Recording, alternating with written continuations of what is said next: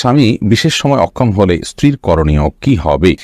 একজন শ্রমিকের দেশের বাইরে মোবাইল ফোনে বিয়ে হয়, কিন্তু বর্তমানে পারিবারিক কিছু জটিলতার কারণে উক্ত বিবাহ বিচ্ছেদ করতে চাচ্ছে। এখন উপায় কি? চলুন তাহলে প্রিয় দর্শক, আর বিলম্ব না করে আপনাদের যে সমস্ত প্রশ্ন ইতিমধ্যে আমাদের কাছে চলে এসেছে সে সমস্ত প্রশ্ন উত্তর দেওয়ার পালায় আমরা প্রবেশ করি।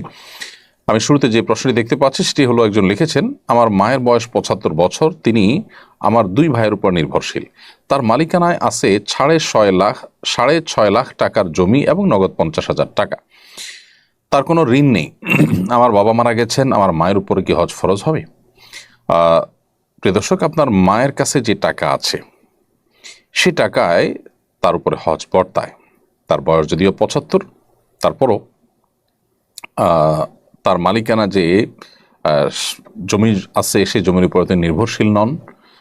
অর্থাৎ এটা তার কোনো ফসলি জমিন, সেটা দিয়ে তার জীবিকা চলে এমন না, এবং নগদ যে টাকা আছে সেই টাকা দিয়ে তিনি হজ করতে পারেন। অতএব কোনো মাহরাম যদি তার সাথে থাকেন তাহলে মাহরামের সাথে তিনি হজে যেতে হবে। আর যদি কোনো মাহরাম না পান তাহলে শুধু এই টাকা দিয়ে তার উপর হজ ফরজ হবে না, কারণ একজন নারী, তিনি তার উপর হজ ফরজ হতে হলে তার এবং একজন মাহরামের টাকা লাগে। হ্যাঁ, যদি মাহরাম এমনিতেই ব্যবস্থা থেকে যায় বা হয়ে যায়, যেমন তার সন্তানদের কেউ, ভাইদের কেউ হজে যাচ্ছেন, তাহলে তাদের সাথে তার হজ করতে হবে। এরপরে প্রশ্ন করেছেন একজন, জায়নিস্টরা হামাসের শীর্ষ নেতৃত্বকে হত্যা করার জন্য এবার হামলা করলো কাতারে। মুসলিম বিশ্বকে এই ঘটনা থেকে কি শিক্ষা নিতে বলবেন? খুবই দুর্ভাগ্যজনক একটি বাস্তবতা যে আমরা এক একটি দেশ একের পর এক আমরা হামলা শিকার হচ্ছি, এবং প্রত্যেকে মনে করছি যে আমি তো ভালো আছি, অমুক আক্রান্ত হয়েছে। কিন্তু গোটা মুসলিম বিশ্ব যে আসলে একটি দেহের মতো, সেটা আমরা অনেকটা ভুলে যেতে বসেছি। দুর্ভাগ্য আমাদের। এবং এই জন্যই ফিলিস্তিনে তারা যে নির্মমতা চালাচ্ছে, সেখানে আমরা কিছু শোক বার্তা জানিয়ে শুধুমাত্র আমাদের দায় সারছি। এই জন্য একের পর এক আমরাও কিন্তু আক্রান্ত হচ্ছি। এই ইহুদিবাদী রাষ্ট্র, তারা তাদের যে হামলাকে প্রসারিত করছে এবং বিভিন্ন দেশগুলোতে, স্বাধীন দেশগুলোতে তারা হামলা করছে, এখান থেকে আমাদের বার্তা নেওয়ার আছে অনেক। কাতার আমেরিকার ঘনিষ্ঠ মিত্র দেশগুলোর মধ্যে থেকে একটি, আবার এদিকে জায়নবাদী এই রাষ্ট্রটিও আমেরিকার খুব কাছের দেশ, এবং আমেরিকার নির্দেশের বাইরে তারা সাধারণত চলে না। যা কিছু করে তারা সলা পরামর্শ করেই করে। এর মানে দাঁড়ালো যে আল্লাহ তাআলা কোরআনে যে বারবার করে বলেছেন যে ইহুদি খ্রিস্টানরা কখনোই তোমাদের উপরে সন্তুষ্ট হবে না, মুসলমানরা যতক্ষণ পর্যন্ত তাদের ধর্মে তোমরা দীক্ষিত হয়ে না যাও। তোমাদের সাথে তারা উপরে মিত্রতা বা বন্ধুত্ব এটা স্থাপন করবে, তলে তলে তোমাদেরকে ধ্বংস করবার জন্য তারা ঐক্যবদ্ধ। সেটার আরেকটা বাস্তব উদাহরণ আমরা দেখতে পারলাম। তাছাড়া যে পৃথিবী আমাদেরকে আইন এবং বিচারের প্রতি শ্রদ্ধাশীল থাকতে বলে, যে পৃথিবী আমাদেরকে বলে মব করা যাবে না, আইন এবং বিচারের ভার নিজের কাঁধে তুলে নেওয়া যাবে না, সে পৃথিবী যখন যে কোনো দেশের উপরে যে কোনো অভিযোগ দিয়ে অমুক আছে সেখানে, তমুক আছে সেখানে, সেটা প্রমাণ হোক বা না হোক, সেখানে তারা নিজেদের মতো করে হামলা করতে পারছে, কারণ তারা শক্তিশালী দেশ। তার মানে নীতিবাক্যগুলো শুধুমাত্র দুর্বল দেশগুলোর জন্য। আজকে যে পৃথিবীটাকে আমরা সভ্য বলছি, তাদের এ ধরনের কর্মকাণ্ড থেকে এই পৃথিবীর আসল চেহারা, আসল চরিত্র আমরা আরেকবার চিনলাম। অতএব আমাদের রিয়েলাইজ হওয়া দরকার, আমাদের চিন্তার জগতে পরিবর্তন আনা দরকার, যে আমরা আসলে ইসলাম ছাড়া অন্য যত মুখরোচক বা চকচকে তকতকে যে সভ্যতা আমরা দেখতে পাচ্ছি, এই সভ্যতা আসলে অসভ্যতায় পরিপূর্ণ। এটা সভ্যতার মোড়কে শুধুমাত্র অসভ্যতাকে ধারণ করছে।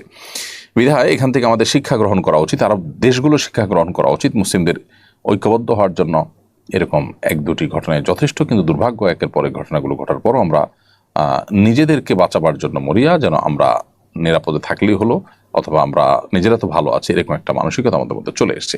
আল্লাহ রাব্বুল আলামিন আমাদেরকে হেফাজত করুন, মুসলিম মিল্লাতকে আল্লাহ তাআলা হেফাজত করুন। হৃদয় লিখেছেন, আমি হিন্দু থেকে মুসলমান হয়েছি, আমার জন্য কি সুন্নতে খাতনা করা বাধ্যতামূলক? সুন্নতে খাতনা করা সুন্নতে মুআক্কাদা এবং ইসলামের প্রতীকী বিষয়, এমন একটা বিষয় যেটাকে শিআর ইসলাম হিসাবে আখ্যায়িত করা হয়েছে, এবং নবী সাল্লাল্লাহু আলাইহি ওয়াসাল্লাম এটাকে সুন্নাহের ফিতরাহ বা একেবারে প্রকৃতিগতভাবে সমস্ত পূর্বের নবী রাসূলদের কমন সুন্নাহর অন্তর্ভুক্ত বলে তিনি আখ্যায়িত করেছেন, জানিয়েছেন। সেজন্য কোনো মানুষ যদি প্রাপ্তবয়স্ক হওয়ার পরও ইসলাম গ্রহণ করে, তাহলে সেই বয়সেও তাকে খাতনা, সুন্নতে খাতনা করানোর উদ্যোগ নিতে হবে। সেই হিসাবে আপনি ইসলামের ছায়াতলে এসেছেন। আল্লাহ তাআলা আপনাকে অটল অবিচল থাকার তৌফিক দান করুন। আপনাকে আমরা আহলান ওয়া সাহলান জানাই। সেই সাথে আপনার সুন্নতে খাতনা করানো দরকার। এরপরে প্রশ্ন করেছেন 12 রবিউল আউয়াল একজন পীর ও বক্তা বলেছেন ঈদে মিলাদুন নবী লাইলাতুল কদরের চেয়েও উত্তম, এটা কোরআন সুন্নাহ সম্মত কিনা? একজন সাধারণ মুসলিম মাত্রই জানেন যে আল্লাহ তাআলা কোরআনে কারিমে বলেছেন লাইলাতুল কদরে খায়রুম মিন আলফি শাহর, লাইলাতুল কদর হাজার মাসের চাইতে উত্তম। লাইলাতুল কদরের ফজিলত সম্বলিত সূরা, স্বতন্ত্র সূরা কোরআনে যেখানে আছে, আরও একাধিক আয়াত আছে, বহু হাদিস আছে, এবং হাদিস এবং কোরআনকে একসাথ করলে দেখা যায় লাইলাতুল কদরের যে ফজিলত হাজার মাস ইবাদতের চাইতে বেশি উত্তম। এত বেশি ফজিলত অন্য কোনো রাতে ইবাদতের ব্যাপারে বলা হয়নি। সেখানে রবিউল আউয়াল 12 রবিউল আউয়ালের এই দিন বা রাতের কোনো ফজিলতের কথা কোনো হাদিস আলাদা করে বলা হয়নি। হ্যাঁ, নবী করিম সাল্লাল্লাহু আলাইহি সাল্লামের জন্ম এবং মৃত্যুর স্মৃতি বিজড়িত এই মাসটি আমাদের কাছে তাৎপর্যপূর্ণ সন্দেহাতীতভাবে, কিন্তু এর মানে এই না যে এই মাসের এই দিনের কোনো ফজিলত কোন হাদিসে আছে। অতএব 12 রবিউল আউয়ালকে লাইলাতুল কদরের চাইতে শ্রেষ্ঠ বলা তো দূরের কথা, লাইলাতুল কদরের সাথে তুলনা করারই আসলে কোনো কারণ নেই। এই বিষয়গুলো নিছক আবেগের কথা, এগুলোর সাথে কোনো সুন্নাহর কোনো সম্পর্ক নেই, এগুলোর সাথে তথ্য প্রমাণের কোনো সম্পর্ক নেই, এগুলো কোনো এভিডেন্স বা তথ্যভিত্তিক কোনো কথা নয়। অতএব মন গড়া এই সমস্ত শুধুমাত্র আবেগ সর্বস্ব কথা, এটা একজন মুসলিম বলতে পারেন না। মুসলিম যা বলবেন সেটা কোরআন হাদিস থেকে আহরণ করেই বলবেন। কোরআন হাদিস মন গড়া কোনো জিনিস কিন্তু নয়। সুরাইয়া আফরা আপনি লিখেছেন নামাজে সানা পড়া কি ঠিক না? হ্যাঁ, অবশ্যই নামাজ সানা তো পড়তে হবে, শুধু ঠিক না কেন, বরং নামাজ সানা পড়াটাই তো কাঙ্ক্ষিত এবং প্রত্যাশিত এবং হাদিস নির্দেশিত। তবে কোনো কারণে কেউ যদি সানা না পড়েন বা পড়তে ভুলে যান, তাহলে তিনি গুনাহগার হবেন না, তার নামাজ হয়ে যাবে। কিন্তু সুন্নার ব্যতিক্রম হলো একটা সুন্নাহ ছুটে গেল, কোয়ালিটি একটু কমে গেল, জাস্ট এটুকু। তো এই জন্য নামাজে সানা পড়ার চেষ্টা করতে হবে। নবী করিম সাল্লাল্লাহু আলাইহি ওয়াসাল্লাম সানা পড়তেন। সানা মানে হলো নামাজের শুরুতে সূরা ফাতিহার আগে যে দোয়া পাঠ করা। এখানে সানা না বলে আমরা এটাকে দোয়া ইস্তেফতাহ বলতে পারি, আরও ভালো হয়। কারণ এই জায়গায় নবী করিম সাল্লাল্লাহু আলাইহি ওয়াসাল্লাম অন্য যে আরও একাধিক দোয়া রয়েছে সেগুলো দেখা যায় যে আল্লাহর প্রশংসা জ্ঞাপক বাক্যের পাশাপাশি আল্লাহর পবিত্রতা জ্ঞাপক আপনার আনুগত্য প্রকাশক বিভিন্ন দোয়া তিনি নিবেদন করেছেন, বাক্য তিনি পাঠ করেছেন। সেজন্য এটাকে দোয়া ইস্তেফতাহ অথবা সানা দুটোই বলা যায়। তো দোয়া ইস্তেফতাহ এটা নবী সাল্লাল্লাহু আলাইহি ওয়াসাল্লাম সূরা ফাতিহার শুরুতে, সূরা ফাতিহার আগে অর্থাৎ সূরা হাত বাদে নামাজের তাকবীরে তাহরিমের পরে, এরপর ইস্তেফতাহ দোয়া বা সানা পড়ে তারপর সূরা ফাতিহা সহ অন্যান্য সূরা শুরু করতেন। তো এই জন্য এটা সুন্নাহ। অতএব এই সুন্নাহটাকে আমল করার সুযোগ থাকলে অবশ্যই সেটি করা উচিত। এরপর ইখতিয়ার উদ্দিন আপনি লিখেছেন মসজিদের নামে ওয়াকফকৃত সম্পদ কোনো ব্যক্তি প্রতিষ্ঠান বা ইসলামী ট্রাস্টের নামে হস্তান্তর বা লিখে দেওয়ার অধিকার কারো আছে কিনা? কেউ যদি দাতাদের অনুমতি নিয়ে করে এটা বৈধ হবে কিনা? এরকম করা হয়েছে, এখন করণীয় কি? মসজিদের নামে যে জিনিসটা ওয়াকফ করা হয়েছে, দান করা হয়ে গেছে, এটা মসজিদের হয়ে গেছে। এটাকে কোনো দানের পরে এটার মালিকানা কোনো প্রতিষ্ঠান বা ট্রাস্টের কাছে আর আসতে পারে না। হ্যাঁ, এটার পরিচালনার জন্য কোনো ট্রাস্ট দায়িত্ব নিতে পারে, সেটা ভিন্ন বিষয়। কোনো দানকারী ব্যক্তি নিজে কোনো ট্রাস্টকে, কোনো প্রতিষ্ঠানকে দায়িত্ব দিল তারা দেখভাল করার জন্য। মসজিদের নামে যেটা ওয়াকফ হয়ে গেছে ইতিমধ্যে, সেটা আর পরিবর্তন হয়ে কোনো ট্রাস্ট, কোনো প্রতিষ্ঠানের মালিকানা সেটা যেতে পারে না। কারণ ওয়াকফের জমি আসলে কোনো পরিবর্তন করা যায় না। এমনকি ওয়াকফের জমি বিক্রি করা যায় না, সেটার ওয়ারিস হিসাবে ভোগ করা বা এটা ওয়ারিসদের মধ্যে ভাগ করার কোনো স্কোপ নাই। এটা স্থায়ীভাবে আল্লাহর ওয়াস্তে দান হিসাবে বিবেচিত হয়। সেজন্য এই ট্রাস্ট বা প্রতিষ্ঠানের নামে এ ধরনের ওয়াকফের সম্পদ বা মসজিদের সম্পদ এটা দান করা যাবে না। কিছুদিন আগে রাজবাড়ির গোয়ালন্দে এক ভণ্ড পীরকে কবর থেকে তুলে পুড়িয়ে দেওয়া হয়েছে। এটা ব্যাপক বিতর্কের জন্ম দিয়েছে। ইসলামের দৃষ্টিতে বিষয়টা কেমন? দেখুন, এখানে কয়েকটা দিক আমাদের দেখতে হবে। সর্বপ্রথম যে দিকটি কথা বলতে চাই সেটি হলো যে যার ব্যাপারে নানা অভিযোগ স্থানীয় আলেমুলামা ধর্মপ্রাণ মানুষ দীর্ঘদিন থেকে করে এসেছেন, অভিযোগগুলো খুবই গুরুতর। দুর্ভাগ্য যে এই অভিযোগগুলো আমল নিয়ে যথাযথ করণীয় নির্ধারণ করার বিষয়ে প্রশাসন চরম ব্যর্থতার পরিচয় দিয়েছে, যার ফলশ্রুতিতে একটি অনাকাঙ্ক্ষিত পরিস্থিতি তৈরি হওয়ার স্কোপ তৈরি হয়েছে। যে সমস্ত বিষয়গুলো তার ব্যাপারে দীর্ঘদিন পর্যন্ত স্থানীয় ওলামায়ে কেরাম, স্থানীয় ধর্মপ্রাণ মানুষেরা অভিযোগ জানিয়ে আসছে, তার মধ্যে একটা হলো যে সেই লোক কাবার আদলে তার কবর নির্মাণ করার ব্যবস্থা সে করে গেছে এবং সেটা হয়েছে, এবং নিজেকে ইমাম মাহাদি দাবি করেছে এবং ভক্তকুলের জন্য আলাদা কালেমা তৈরি করেছে, লা ইলাহা ইল্লাল্লাহ মাহদি রাসূলুল্লাহ, এরকম কালেমাত সে প্রস্তুত করেছে এবং কোরআনকে বোঝ পাতা বলে অবজ্ঞা করেছে। ঈসা আলাইহিস সালামের দীক্ষা দেওয়ার আড়ালে মানুষকে খ্রিস্টান বানাতো তার ছেলে মেহেদী নূর তারেস।